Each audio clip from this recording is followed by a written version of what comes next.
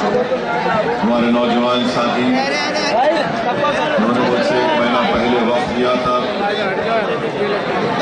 اور 1 مہینہ پہلے مقامی انتظامیہ ڈی ایم اور ایس ایس پی کے پاس جا کر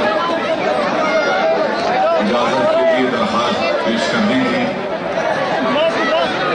اور پچھلے 1 مہینے سے تمام کے تمام روز پولیس اسٹیشن کو جا رہے تھے ایس ڈی ایم سرائے میر کے پاس، مگر کل یہ اطلاع دی گئی کہ مجلس اتحاد المسلمین کو پنجرپور اعظم گڑھ میں جلسہ کرنے کی اجازت نہیں دیں گے اور بغیر کوئی وجہ بتائے کہ کیوں ہم کو اجازت نہیں دی جائے گی، کیا وہاں پر اس مقام پر دفعہ 144 نافذ ہے؟ نہ دفعہ 144 نافذ ہے، نہ اللہ کے کرم سے وہاں پر کوئی نظم و ضبط کا مسئلہ ہے، حالات پرامن ہیں، اس کے باوجود بھی کسی بھی ایک سیاسی جماعت کا یہ بنیادی حق اس کو حاصل ہے ہندوستان کے دستور میں، جس کے تحت ہم اپنے جلسے کر سکتے ہیں، کیونکہ ہمارے دستور کانسٹیٹیوشن میں فریڈم آف ایکسپریشن ایک بنیادی رائٹ ہے، ایک فنڈامنٹل رائٹ ہے، اور افسوس یہ ہے کہ سماجوادی پارٹی کی حکومت ملائم سنگھ اور اکھلیش یادو مجلس اتحاد المسلمین سے پریشان ہے، ڈر رہے ہیں، بوکھلاہٹ کا شکار ہے، اور وہ جانتے ہیں کہ اگر مجلس اتحاد المسلمین کا جلسہ اتر پردیش میں ہوگا تو یہ وہ جماعت ہے جس کے قائدین حقائق کو بیان کریں گے، اور ملائم سنگھ نہیں چاہتے کہ کوئی آ کر اتر پردیش کی سرزمین میں حقائق کو بیان کرے۔ آج اتر پردیش میں سماجوادی پارٹی یہ سمجھتی کہ اتر پردیش ان کی ذاتی جاگیر ہے، اتر پردیش کسی کی ذاتی جاگیر نہیں ہے، نہ کبھی بن سکتی ہے۔ اتر پردیش ہندوستان میں ہے اور ہندوستان کا دستور اتر پردیش پر بھی لاگو ہوتا ہے، مگر غرور اور تکبر کے مظاہرے سماجوادی پارٹی کی حکومت کر رہی ہے، اور اگر ملائم سنگھ، اکھلیش یادو یہ سمجھ رہے ہیں کہ ہمارے جلسے کو پرمیشن نہیں دے کر یا پھر ہمارے جلسے کو روک کر اگر وہ یہ سمجھ رہے ہیں کہ ہم کبھی نہیں آئیں گے، یاد رکھو ہندوستان ہمارا وطن ہے، ہندوستان کے گلی کوچوں میں جانا ہمارا بنیادی حق ہے، اور دنیا کی کوئی طاقت ہم کو روک نہیں سکے گی انشاءاللہ تعالی۔ ہم اتر پردیش کو جائیں گے، اتر پردیش کے ہر ضلع کو جائیں گے، چاہے ویسٹرن یو پی ہو چاہے ایسٹرن یو پی ہو، مجلس اتحاد المسلمین جائے گی۔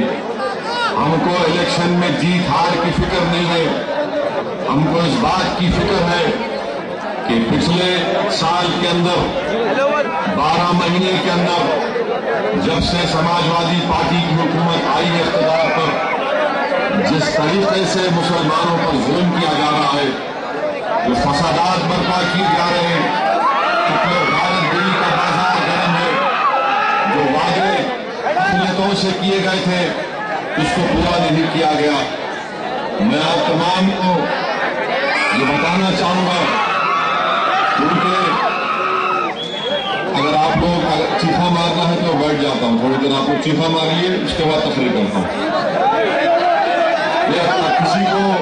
किसी को बोलने की जरूरत नहीं है, खामोश बैठो आप। सिर्फ मैं आपसे 30-35 मिनट चाहता हूं, जहां पर है आप वहीं पर ठहरिए, जहां तक मेरी आवाज पहुंच रही है वो काफी है। और मैं चाहूंगा कि आप लोग आराम से बैठकर सुनिए, क्योंकि मैं जो आपसे कहने जा रहा हूं वो उत्तर प्रदेश के ताल्लुक से है। और मैं ये चाह रहा हूं कि यहां चिलकलगुड़े से जो आवाज निकलेगी वो लखनऊ में अखिलेश यादव के घर तक पहुंचनी चाहिए। यहां से हम जो पैगाम देंगे वो हमारे मजलिस के साथियों के तक पहुंचे आजमगढ़ में, क्योंकि वो नौजवान कल से बड़े गमगीन है कि 1 महीने की उनकी कोशिश और आजमगढ़ और अतराफ और कनाब से, चाहे इलाहाबाद हो चाहे बनारस हो, दूर दराज के गांव से करीब 40-50 हजार लोग इस जलसे में आ रहे थे। और उत्तर प्रदेश में समाजवादी पार्टी की हुकूमत ये मजारों को देख नहीं पा रही थी। इसीलिए मैं ये चाहता हूं कि आज जो तकरीर करूं, जो मेरी तकरीर कब होना था आजमगढ़ में, मैं आज यहां से करूंगा। और आज के जलसे में मौजूद तमाम नौजवानों से अपील करूंगा कि मेरी इस तकरीर को सोशल मीडिया पर डालो, यूट्यूब पर डालो, ट्विटर पर डालो, फेसबुक पर डालो, और अखिलेश और मुलायम का अकाउंट है तो उस पर भी डालो, ताकि लोग सुने और वो समझे। और अगर वो नहीं सुनेंगे, नहीं समझेंगे, इंशाअल्लाह ताला जो आने वाला पार्लियामेंट का इलेक्शन है, जो ख्वाब मुलायम सिंह देख रहे हैं, वो ख्वाब देख रहे हैं मुलायम सिंह कि मैं उत्तर प्रदेश में 30 से 35 अरकान पार्लियामान मेरे पार्टी का जीत कर आएंगे। और मुलायम सिंह ये समझ रहे हैं कि मैं हिंदुस्तान का वजीर आजम बन जाऊंगा। मुलायम सिंह यादव, तुम्हारी पार्टी को बड़ी तकलीफ है कि मैंने जो तकरीर की, जिसमें मैंने कहा था कि कैसे मुजफ्फरनगर में हमारी मां और बहनों की जो इज्जत लूटी गई, और जब मैंने तुम्हारे ताल्लुक से और तुम्हारे फर्जन के ताल्लुक से कहा तो तुम्हारे लोगों को बड़ी मिर्ची लगी। ठीक है, एक बार लगी होगी, मगर याद रखो हम अपने बयान से बाज आने वाले नहीं हैं। हम जो बात कहें इंशाअल्लाह ताला आपको बयान करेंगे। अगर आपको तकलीफ पहुंची मुलायम सिंह यादव तो मुझे इसकी हरगिज़ फिक्र नहीं है। अगर आजम खान को तकलीफ पहुंची तो मुझे इसकी फिक्र नहीं है। मुझे इस बात की हमेशा फिक्र रहती है कि हम और आपको सिर्फ ऐसा काम करना है कि हमारा रब अल्लाह उससे नाराज ना हो। अगर मुलायम सिंह यादव और अखिलेश यादव नाराज होते हैं तो नाराज होइए, गुस्सा आता है आने दीजिए। मुझे तुम्हारी नाराजगी और गुस्से की हरगिज़ परवाह न थी, न है, न रहेगी। मुझे अगर किसी की फिक्र है, मुझे अगर किसी के ताल्लुक से बोलना है तो वह है उत्तर प्रदेश के मजलूम अवाम जो आज मुजफ्फरनगर में 20,000 से ज्यादा आज भी मुसलमान मेरे नौजवान साथियों आज भी कड़ाके की सर्दी में रेफ्यूजी की जिंदगी गुजार रहे हैं। और ये समाजवादी पार्टी की हुकूमत क्यों हमको रोक रही है? क्योंकि ये नहीं चाहते कि मजलिस वहां पर जाए और मजलिस जाकर हकायक को बयान कर सके। और हकायक क्या है मैं तुम्हारे सामने रखता हूं।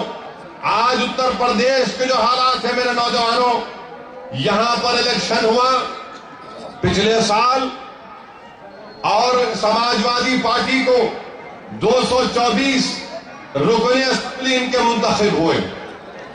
बहुजन समाज के 80, رکن اسمبلی منتخب ہوئے، وہ تعداد کے اعتبار میں سماجوادی پارٹی بہت زیادہ پر کامیاب ہوئی، مگر ووٹ پرسنٹیج سماجوادی پارٹی اور بہوجن میں صرف 3% ووٹ کا فرق تھا۔ 3% ووٹ بی ایس پی کو 80 کر دیے اور 3% ووٹ سماجوادی پارٹی کو 224 کر دیے۔ اور میں آپ کو بتا رہا ہوں کہ ہم کو کیوں نہیں آنے دیا جا رہا ہے، کیونکہ اتر پردیش میں مسلمان 18% ہیں، مسلمان 18% ہیں، اور یہ جو یادو ہیں وہ صرف 7% ہیں۔ یہ 7%، ہم 18%۔ ووٹ ہمارا راج ان کا، ووٹ ہمارا اقتدار ان کا، ووٹ ہمارا طاقت ان کی، ظلم ہم پر، ووٹ ہمارا حکومت ان کی، اور فساد ہمارے گھر پر ہوتا ہے۔ یہ فرق ہے۔ اس لیے جانتے ہیں ملائم سنگھ کہ اگر مجلس آئے گی وہاں پر تو 3% ووٹ نہیں بلکہ مجلس کم سے کم 8 سے 9% ووٹ کا فرق پیدا کر دے گی، اور ان کا جو خواب ہے وزیر اعظم بننے کا وہ چکنا چور ہو جائے گا۔ پہلی وجہ یہ ہے ہم کو نہیں آنے دینے کی۔ دوسری وجہ یہ ہے، دوسری وجہ کیا ہے کہ یہ نہیں چاہتے کہ اتر پردیش کی عوام کو معلوم ہو کہ وہاں پر مسلمانوں کا کیا موقف ہے۔ سنو میری بات آپ، کہ اتر پردیش میں ایک مسلم گھرانہ جو ماہانہ ان کا خرچہ ہوتا ہے، جس کو انگریزی میں کہتے ہیں کہ منتھلی پر کیپٹا ایکسپینڈیچر، انگریزی میں منتھلی پر کیپٹا ایکسپینڈیچر، یعنی ایک گھر اپنے ضروریات کے اوپر کتنا خرچ کرتا ہے۔ سنو آپ کتنا خرچ کرتے ہیں اتر پردیش میں مسلمان، یہ حکومت کے فگرز ہیں۔ 817 روپئے مسلمان اپنے گھر میں خرچتے اتر پردیش میں، 817 روپئے ماہانہ۔ یہ جو نوجوان آج سرزمین حیدرآباد پر 800 روپئے کی شرٹ پہن کے پھرتے، میں تم کو دعوت فکر دے رہا ہوں نوجوانوں، اگر اللہ تم کو 800 روپئے کی شرٹ پہنا رہا ہے تو اللہ کا شکر ادا کرو، کیونکہ تمہارے بھائی، تمہاری بہن، تمہارا رشتہ دار یا رشتہ دار نہیں بھی ہے، جو کلمے کا رشتہ ہے وہ خون کے رشتے سے بڑھ کر ہے، وہ اتر پردیش میں صرف ماہانہ 817 روپئے خرچتے ہیں۔ 817 روپئے اتر پردیش میں یہ خرچتے ہیں۔ ایسٹرن یو پی کا مسلمان کتنا خرچتا ہے؟ 737 روپئے، 737 روپئے۔ ویسٹرن یو پی کا ہندو کتنا خرچتا ہے اپنے گھر کے اوپر؟ 1265 روپئے۔ ویسٹرن یو پی کا ہندو 1265 روپئے، اور ویسٹرن یو پی کا مسلمان کتنا خرچتا ہے؟ 845 روپئے۔ 50% کا فرق ہے۔ اور یہ سیکولرزم کی بات کرنے والوں ٹھیکہ لے کے رکھے ہوئے سیکولرزم کا ملائم سنگھ، جب بابری مسجد شہید ہوئی، بابری مسجد کے اینٹیں زمین پر گری تھی، اس وقت سماجوادی پارٹی کو بنائے تھے، جو اپنے آپ کو مولانا ملائم کہتے تھے، جو اپنے آپ کو مسلمانوں کا مسیحا کہتے تھے، جن کو ہم افسوس کے ساتھ کہنا پڑتا ہے کہ جناب محترم اعظم خان صاحب ان کو رفیق ملک کا خطاب کیے۔ یہ کون سی رفیق ملک ہے؟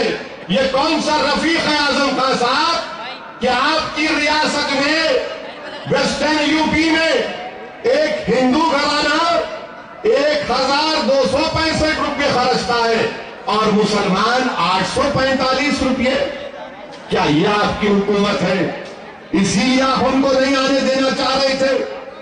میں نہیں، تم میرے کو روک دیے، کوئی بات نہیں، مگر اللہ میری آواز کو انشاءاللہ تعالی اتر پردیش کے مسلمانوں کے ہر گھر میں پہنچائے گا۔ تم مجھے روک سکتے ہو، تم میری آواز کو نہیں روک سکتے۔ تم مجھے روک سکتے ہو مگر تم میری جذبات کو روک نہیں سکتے۔ تم مجھے روک سکتے مگر جو اللہ نے مجھے طاقت دی ہے اس کے فضل و کرم سے، اس طاقت کے بلبوتے پر ملائم سنگھ ایک ایک گھر میں مجلس اتحاد المسلمین کی آواز پہنچے گی، تمہاری سماجوادی پارٹی کا خاتمہ ہوگا انشاءاللہ تعالی۔ ہم کو اس لیے روک رہے ہیں۔ اور پھر تیسری وجہ کیا ہے؟ تیسری وجہ یہ ہے کہ اتر پردیش میں لٹریسی ریٹ کیا ہے، خوانگی کا تناسب کیا ہے لٹریسی ریٹ کا؟ مسلمانوں کا 47.79%، 47.79%، اور تمام دوسرے مذہب کا کتنا ہے؟ دوسرے مذہب کا 56.27%۔ کیا یہ تمہارا سیکولرزم ہے؟ کیا یہ تمہاری حکومت ہے؟ کیا یہ تمہاری مسلمانوں سے محبت ہے ملائم سنگھ یادو؟ تم اپنی ریاست میں ہمارے ووٹوں سے تم 222 رکن اسمبلی تمہارے کامیاب ہوئے، ہم ووٹ ڈالے تم کو، تمہارے یادو تو 7% ہے، مسلمان 22%، ہر طبقے کا لوگ تم کو ووٹ ڈالے اور تم یہ ہم دے رہے ہو۔ یہ تیسری وجہ۔ اور پھر جس ضلعوں میں مسلمانوں کی آبادی بڑی زیادہ ہے، سہارنپور میں دیگر مذہب کے لوگوں کا لٹریسی ریٹ خوانگی کا تناسب 61%، سہارنپور میں مسلمانوں کا 47%، لکھنؤ میں دیگر مذہب کا 68%، مسلمانوں کا 61%، فتح پور میں دیگر مذہب کا لٹریسی ریٹ خوانگی کا تناسب 56.30%، مسلمانوں کا 54%، وارانسی 66.12%، اور مسلمانوں کا 54.44%۔ کیا آپ اس لیے ہم کو روک رہے تھے کہ یہ اعداد و شمار عوام کے سامنے ہم پیش کر دیں گے؟ پھر اور ایک وجہ کیا ہے ہم کو روکنے کی؟ اور ایک وجہ کیا ہے ہم کو روکنے کی؟ آپ کو معلوم کہ اتر پردیش میرے نوجوانوں، اگر حیدرآباد میں 1 گھنٹہ لائٹ بند ہو جاتی تو آپ اور ہم فون کرتے لائٹ کے دفتر کو، اور کیسا فون کر کے پوچھتے؟ کیسا پوچھتے؟ کھولتا نہیں کھولتا؟ وہاں پر اتر پردیش میں کیا ہے؟ اتر پردیش میں ہفتے میں خیریے سنیے، نہیں کوئی نہیں بیٹھے گا، آپ کو خالی آواز سننا ہے میری۔ 6.5 فٹ 2 انچ کا ہوں، ابھی اور کا اتنا لمبا ہو، ڈھائی سے اوپر آواز جو پیغام دینا چاہ رہا ہوں سنیے، اس کا دوبارہ میں نہیں کہنا چاہ رہا ہوں، بیٹھ جائیے، بیٹھ کے سنیے، بیٹھیے۔ اتر پردیش میں برقی 7 دن میں بہت سے علاقوں میں، پورے علاقوں میں نہیں، بہت سے علاقوں میں صرف 4 دن آتی ہے، 5 دن۔ کتنے گھنٹے؟ 8 گھنٹے۔ 7 دن میں 3 یا 4 دن 8 گھنٹے لائٹ آتی، اور اس کا نتیجہ کیا ہوا؟ جس کو محترم جناب اعظم خان صاحب نے ملائم سنگھ یادو کو رفیق ملک قرار دیا، کیا ہوا؟ لائٹ نہیں ہے، برقی نہیں ہے، تو علی گڑھ میں خفلوں کا کاروبار ہمارا، اور اگر خفلوں کا کاروبار کرنا ہے تو برقی کی ضرورت پڑتی، کاروبار کا نقصان۔ مراد آباد میں براس کا کاروبار، برقی نہیں ہے، کاروبار کا نقصان۔ سہارنپور میں فرنیچر کا کام ہے، لائٹ نہیں ہے، ہمارا نقصان۔ میرٹھ میں میکینک لائن میں ہم ہیں، برقی نہیں ہے، ہم کو نقصان۔ فیروز آباد میں ایسے بہترین کاریگری کا کام ہوتا ہے، برقی نہیں ہے، ہم کو نقصان۔ قنوج جہاں سے سماجوادی پارٹی کے ایم پی ہے محترمہ ہے، وہاں پر ہمارا عطر کا کاروبار، ساری دنیا میں قنوج عطر کا کاروبار، آج وہاں پر برقی نہیں ہے، ہمارا نقصان۔ یعنی ایک سسٹمیٹک طریقے سے جہاں ہمارے کاروبار تھے وہاں لائٹ نہیں۔ اور ملائم سنگھ یادو صاحب کا جو گاؤں ہے صفائی، وہاں پر کتنی لائٹ ہے؟ لائٹ بندی نہیں ہوتی وہاں پر، لائٹ بندی نہیں ہوتی وہاں پر۔ کیا علی گڑھ میں، مراد آباد میں، فیروز آباد میں، یہاں پر کیوں لائٹ بند ہو رہی ہے؟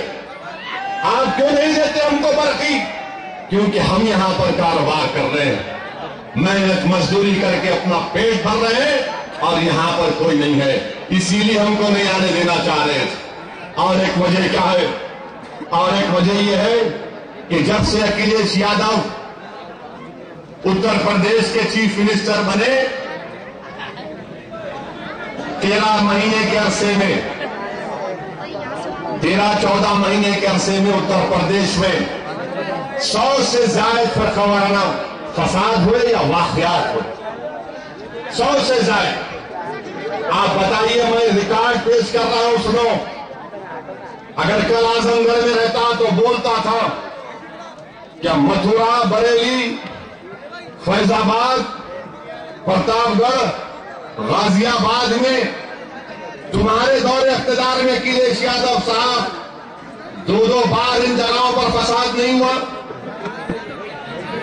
کیا بریلی، سنبھل، بجنور، الہ آباد میں 2 بار فساد نہیں ہوا؟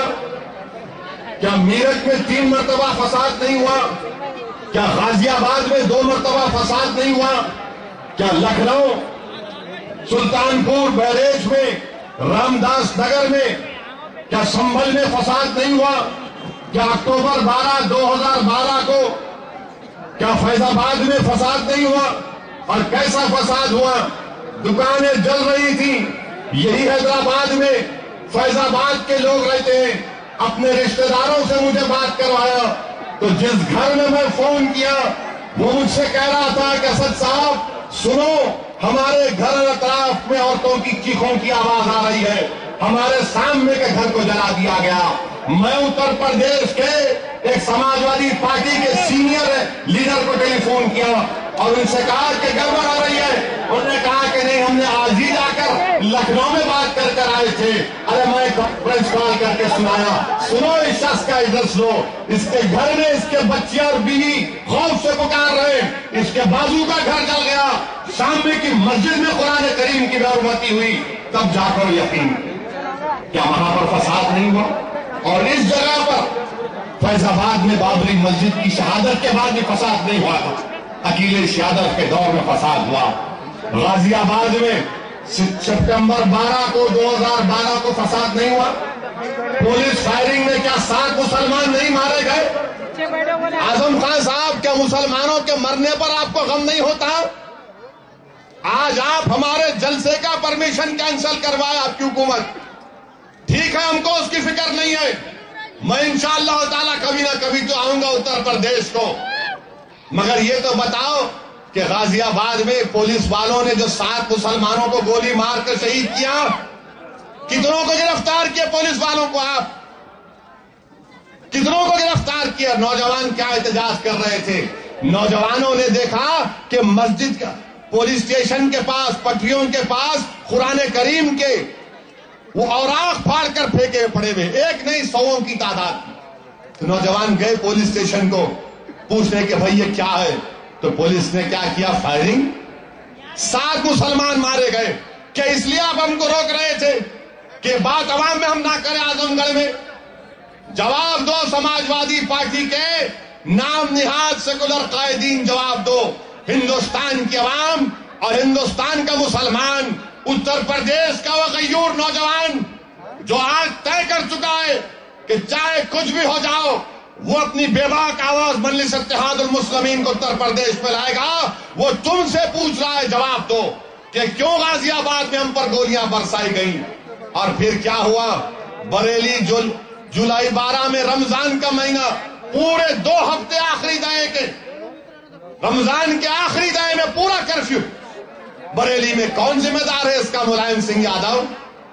آپ تو رفیق ملک ہیں، آپ تو مولانا ملائم ہیں، آپ تو مسلمانوں کے مسیحا ہیں، مگر آپ ایسے کیسے مسیحا ہیں کہ آپ کے ناک کے نیچے میرے گھر کو جلایا جا رہا ہے، میرے بچوں کے سینوں پر گولیاں ماری جا رہی ہیں؟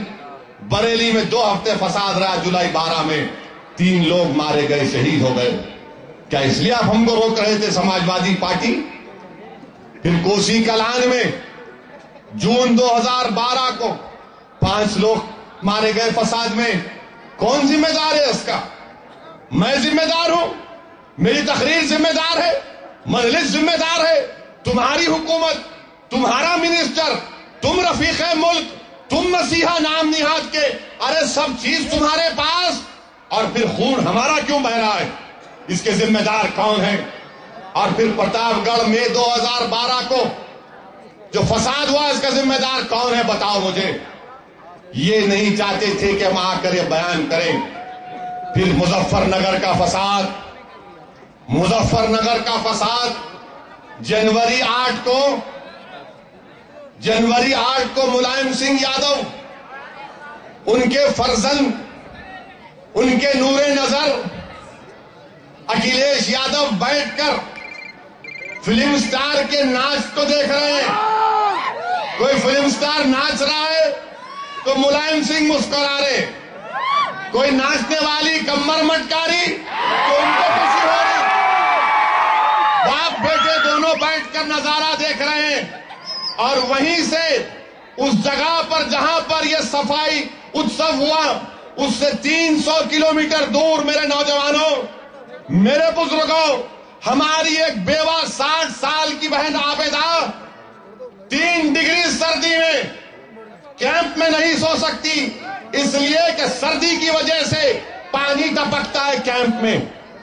तो आबेदा हमारी एक बेवा बहन जो 60 साल की है, जिसने खुद कहा, क्या कहा जिसने, कि मैं 2 दिन गन्ने के खेतों में भागती रही। मैं 2 दिन गन्ने के खेतों में भागती रही, 3 रात मैं गन्ने के खेतों में छुपती रही, क्योंकि उसका घर बार लुट चुका था। वो आबेदा हमारी बेवा बहन मुजफ्फरनगर में कैंप में नहीं सो सकती, 3 डिग्री की सर्दी है। क्या करती है बहन हमारी?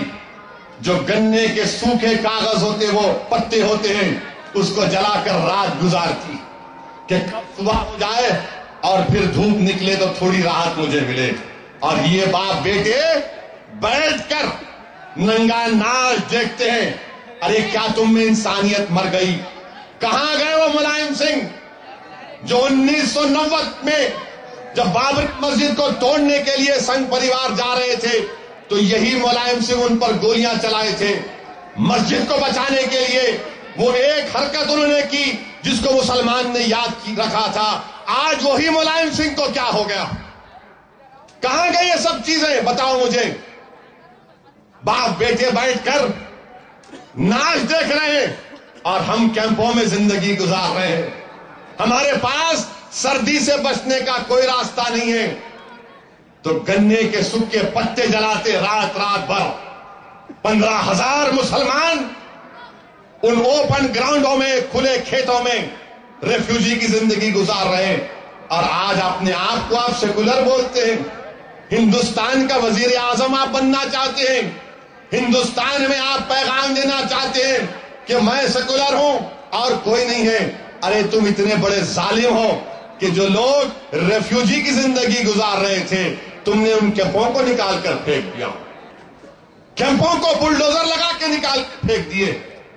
और सफाई महाउत्सव में अखबारात ने लिखा, मैं नहीं जानता कि 200 करोड़ 300 करोड़, तो चीफ मिनिस्टर ने कहा कि नहीं, झूठ है, हम सिर्फ 6 करोड़ खर्चा करें। अरे 6 करोड़ क्या जरूरत थी? अगर एक बार तुम और तुम्हारे वालिद वो छातैया नहीं देखते तो क्या तुम्हारी जिंदगियों में तकलीफ पैदा हो जाती? क्या तुम्हारे दिल को तकलीफ पहुंचती? अफसोस होता है।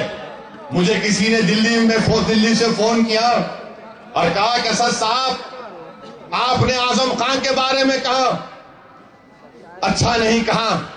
मैंने कहा क्या कहा मैंने? आजम खान वहां के जिम्मेदार मिनिस्टर हैं, हम उनके अच्छे कामों की तारीफ भी करते हैं। यकीनन आजम खान ने जौहर यूनिवर्सिटी बनाई, हम उसकी तारीफ